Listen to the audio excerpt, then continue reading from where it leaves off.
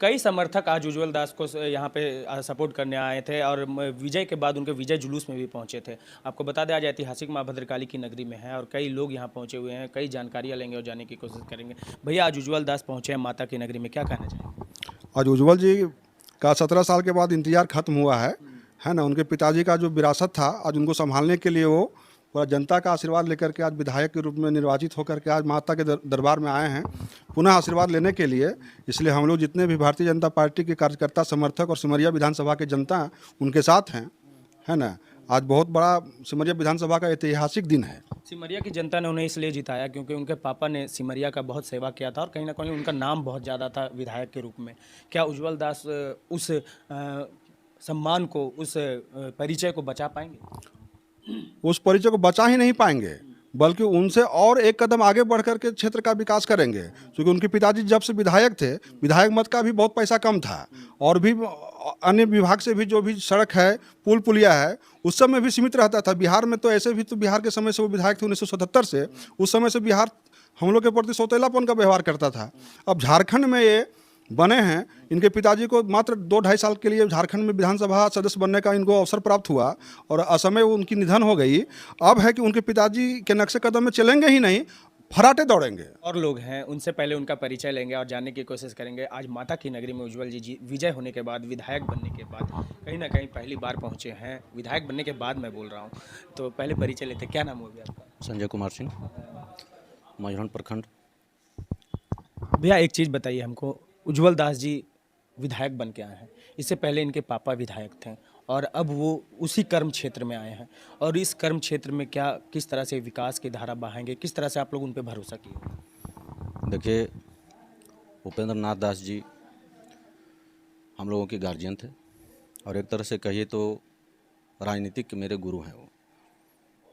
और जहाँ तक उज्जवल दास की बात है, उज्जवल दास अपने पिता का जो सपना है था उनका, उसको पूरा करेंगे और विकास के मामले में अपने पिताजी से भी बढ़ के काम करेंगे। कहीं किसी तरह से कोर कसर हम लोगों को नहीं समझ में आ रहा है। और उज्जवल दास का जो जीत है, आज वह विधायक बन चुके हैं। यह जीत सिमरिया विधानसभा के जो जनता हैं, स्वर्गीय उपेंद्र नाथ दास जी को श्रद्धांजलि के रूप में, एक एक वोट श्रद्धांजलि के रूप में उज्जवल दास जी को नाम पर वोट दिया गया है। और यह श्रद्धांजलि हम लोग सभी मिल करके सिमरिया की जनता उज्जवल दास जी को श्रद्धांजलि दिए हैं। एक चीज़ और जानना चाहेंगे भैया, आप अभी बैठे हुए हैं माता भद्रकाली की नगरी में, आप बगल के प्रखंड से आते हैं आपको ये जानकारी है कि माता की नगरी के लिए रघुवर दास ने अपने समय में 500 करोड़ रुपए का मास्टर प्लान पास करके गया था इनके विकास के लिए। जेएमएम की सरकार रही और फिर जेएमएम की सरकार बन गई, लेकिन एक उम्मीद ये जागा है कि चतरा में सांसद भाजपा के, लोजपा के चतरा से विधायक और सिमरिया से हमारे भारतीय जनता पार्टी के विधायक, तो कहीं ना कहीं एनडीए के यहाँ एक बड़ा समूह दिखा है। तो अब क्या यहाँ की जनता कयास लगा सकती है कि वो जो विकास रुका हुआ था, वो जो पहिया रुका हुआ था, मास्टर प्लान बन के रुका हुआ है अभी भी, क्या इन लोगों के बाद विधानसभा में ये आवाज़ उठेगी इनकी विकास के लिए? जी बिल्कुल, बिल्कुल आवाज़ उठेगा। और हमारे चतरा जिला के कुमार उज्जवल विधायक हैं। चतरा जिला में विधायक अब हमारे जनार्दन पासवान भी हैं। ये दोनों पूरे दमदार तरीके से माँ भद्रकाली का जो रघुवर दास ने घोषणा किए थे, इसके लिए विधानसभा में पुरजोर आवाज़ उठाएंगे। यह चुनाव से पहले जो है सो दोनों विधायक संकल्प ले चुके हैं कि हम लोग आवाज़ उठाएंगे और वह फंड माँ भद्रकाली के नाम से जो घोषणा किया गया था, जो हेमंत सरकार ने नहीं दिया, वह फंड लाएंगे, हर हाल में लाएंगे।